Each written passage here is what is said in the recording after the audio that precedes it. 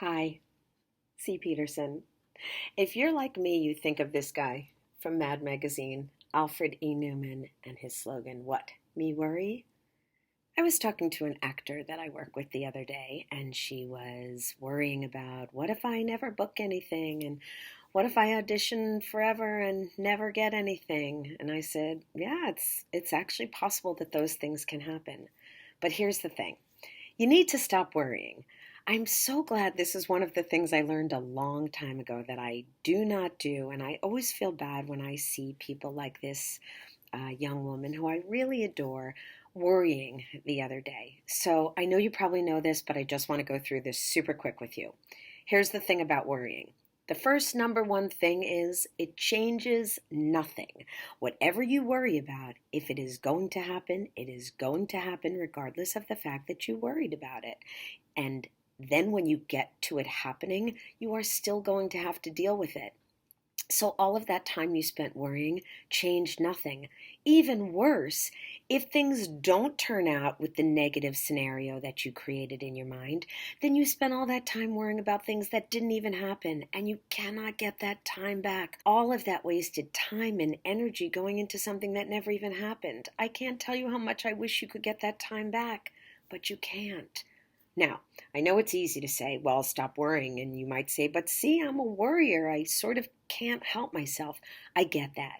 So instead of just saying, don't do that, why don't you give yourself a do something to replace it with? My suggestion would be think about the opposite of what you're worrying about. So in the case of the gal I was talking about before, I would say to her, think about the next audition you're going to get and how really well you're going to nail the audition. And think about the next role you're going to get. If you're going to imagine something that hasn't happened anyway, you might as well imagine something positive.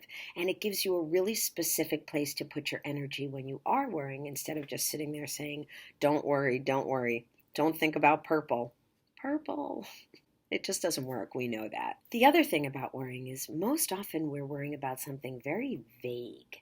It's like I always say to my husband, monsters under the bed. It's easy for a child to sit on the bed and say, I'm scared there's monsters in the closet or monsters under the bed.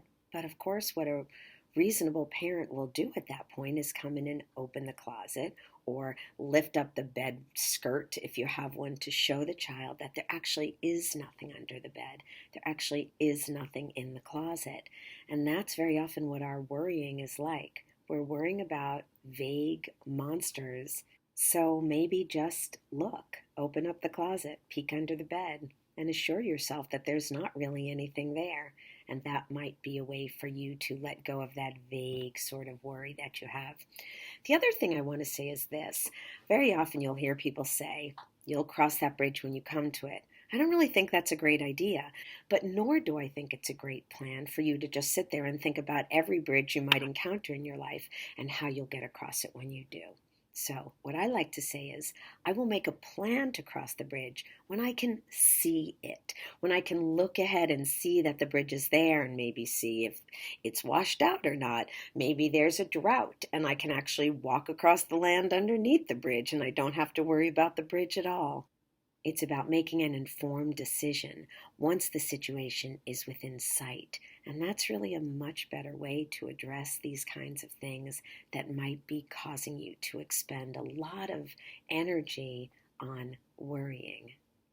So I hope that this maybe gives you some positive ways to think about changing your attitude about worrying so that you can say, what? Me worry? Nah. As always, I ask you to subscribe, YouTube, like and follow Cie Peterson, Clouds and Waffle Productions on Instagram and Facebook. Comment below, and I wish you a worry-free, delightful weekend.